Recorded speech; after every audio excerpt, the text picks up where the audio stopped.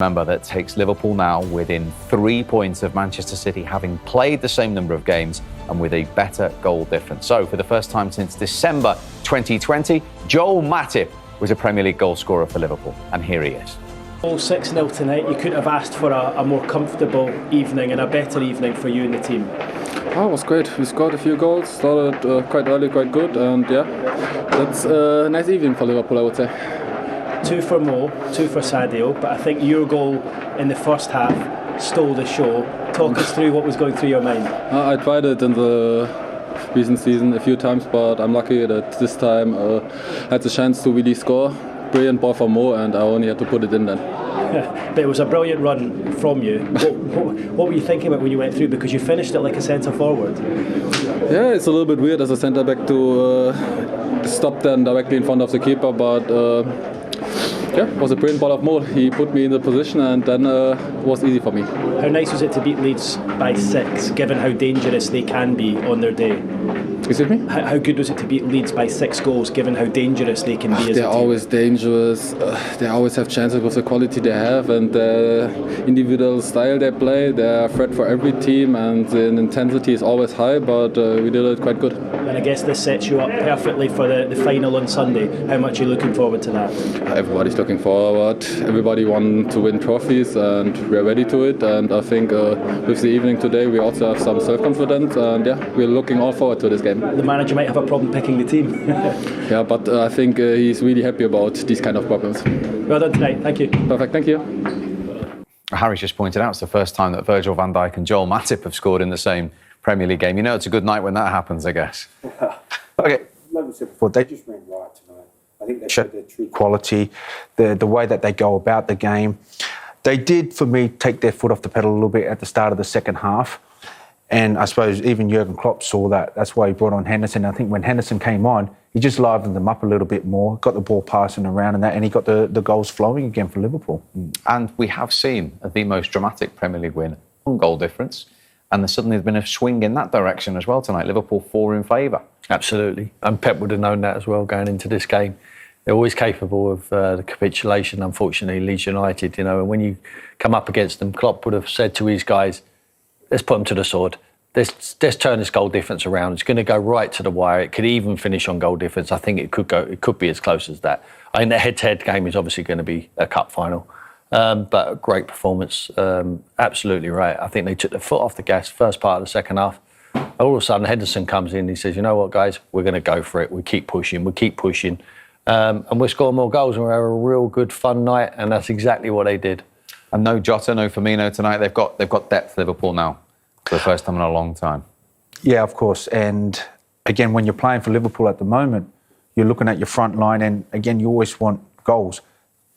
They're picking and choosing now. They've got 3 or 4 people now that are over 10 goals, and we were talking before about Diaz. It won't be long until he's in double figures, probably this season. Yeah. So again, they're looking good, and I wouldn't want to be playing Liverpool anytime soon. No. Now, of course, we'll get to Liverpool's couple of penalties.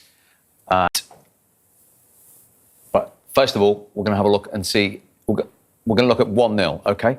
1-0 for Liverpool.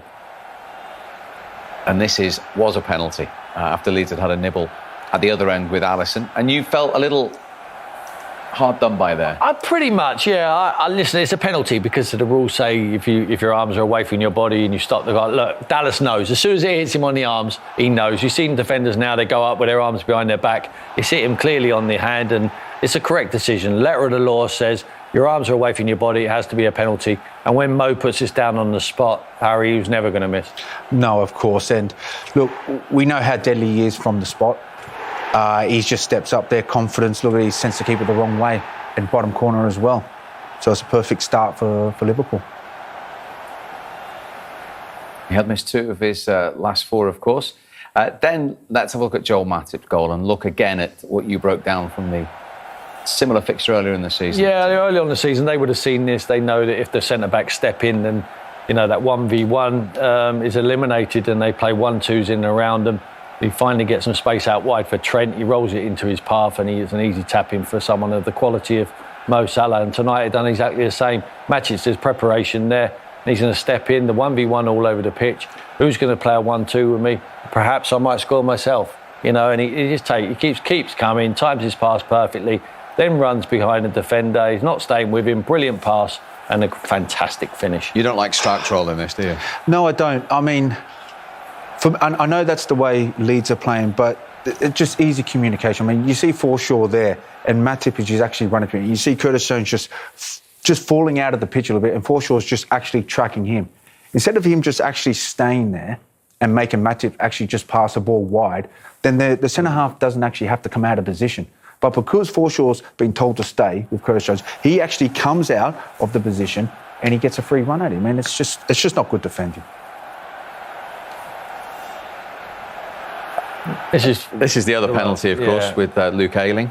I think Ayling tries to get out of the way. He makes no attempt to play the ball. He makes no attempt, in my opinion, to play Mo Salah, Sadio Mane, but he does. He clips him on the heel. Penalty's a correct decision. The wrong decision for me was a yellow card. I thought it was a red card because he made no attempt to play the ball. But the wording was that they felt he'd made every attempt. Yeah, they did think. I felt they didn't. But they're the only people who matter. Harry, you just slightly disagreed with that. I disagree because as a winger, as a striker, when you coming into them positions there, your first initial reaction is to get across the defender. And you can see Ayling actually just pulling out of that way there. And as Mane's coming on there, you can just see he's pulled across there, nice little movement, and Ayling's just clipped him, Nella, and he's felt the contact and obviously going down. So, yes, it is a penalty. Yes, it's a yellow card. And for me, I don't think it is a sending off because you can see Ayling's actually just backs out a little bit there and you just see the trailing leg actually just catches him. And that was Lee Mason's interpretation in VAR. And Mo Salah went same side, just slightly higher. When you stick it high up in the net, I mean, it's impossible for the goalkeeper to stay up there unless he's got a cape on his back. I mean, and Mo knows that. He's just whipped it into the top corner. He looked cool as you like. He looks like when he steps up now that he's never, ever going to miss. He's done it in the African nations as well. And now in the Liverpool shirt, he just looks so calm in front of goal. Talking of African Cup of Nations, Sadio Mane, of course, the champion of that. He got himself on the score sheet as well tonight as the goals began to go in. Yeah, we did look at the second half and you could see Salah wanted to get his hat-trick and they were pushing and probing and it took something like Jordan Henderson to come on and switch it around a bit. I mean, their little link-up play there, this no-look pass from Salah destroys everything. I mean, no one's even looking. And Jordan's just made the run completely. Look, and unselfish for Jordan. He knows where Mane is. To play it simple across there and Mane would be thanking him. And I think that's why Jordan Henderson actually was celebrating because for me, that's the Jordan Henderson goal. Yeah.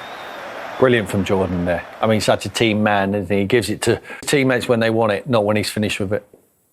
That was on 80 minutes. And again, they didn't let up their day. They sniffed a few more here. But they just keep driving on, and it's because of his influence, Jordan. I mean, he's come onto the pitch. He wants to play a part.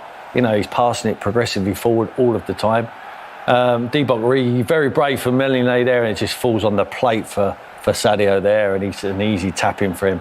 Goalkeeper's very, very brave. That's the area they want to get it in. He rolls it in behind. Goalkeeper probably should be higher off his line.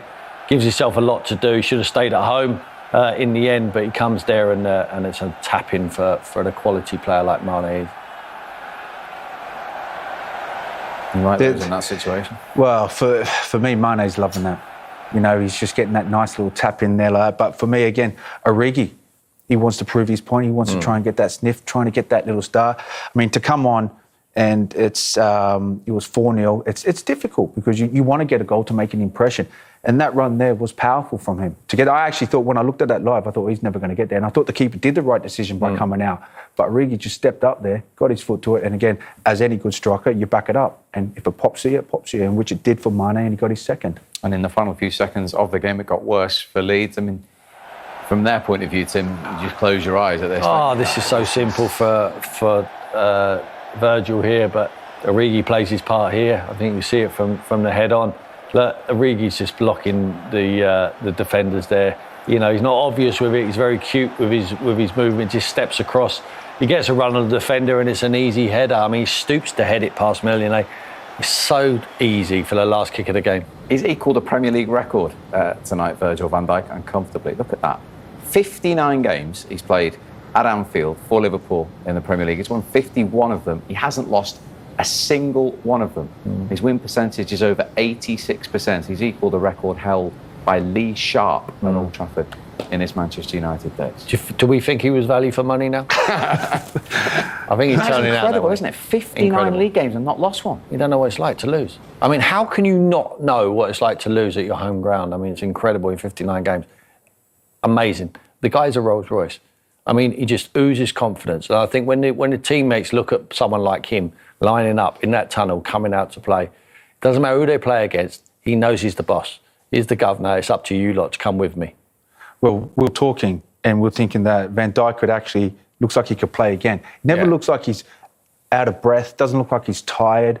And then even when you see, I think there was one ball in the second half where Rafinha got through and I thought, oh, here's a chance for Rafinha. It's like he just dropped a couple of gears and he just got up into it and he just got that ball away from him. Like nothing seems to faze him. I can't wait until someone does just to see how it acts, because at the moment no one seems to be pushing him to his limits. David De Gea on his future. I don't see myself away from Manchester United. David De Gea signed for Man United in 2011 from Atletico Madrid. His contract is due to expire in 2023, but the club hold an option to extend it by a further 12 months. De Gea is on course to add to his record haul of 4 Sir Matt Busby Player of the Year awards. David De Gea says he does not see himself playing for anyone other than Manchester United as the long-serving goalkeeper prepares to take on former club Atletico Madrid in the Champions League. Wednesday's last 16 first leg sees the 31-year-old face his boyhood club for the first time since swapping the Spanish capital for Old Trafford in 2011.